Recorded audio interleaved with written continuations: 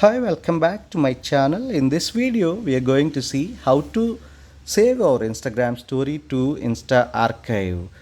If you don't want to be filled with your gallery and don't want to use your storage of your gallery, you can store it into your Instagram archives. All your stories can be stored in your archives so easily if you enable with the settings on your Instagram. If this is your Instagram homepage, go to those three lines. After going to those three lines, you'll be having several options here. Go to settings. Of going to settings, the next option will be like privacy. After going to privacy, just go to story. After going to story, there will be an option which is with the saving the story of Instagram.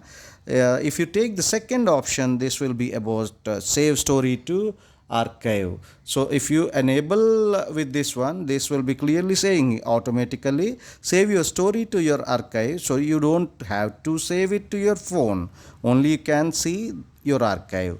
This archive can be seen by only you, no need to worry. Thank you so much for watching this video. I think it is very clear how you can store your Instagram story to archive. Thank you so much. Subscribe the channel, like and share the video for more such valuable content in the future too.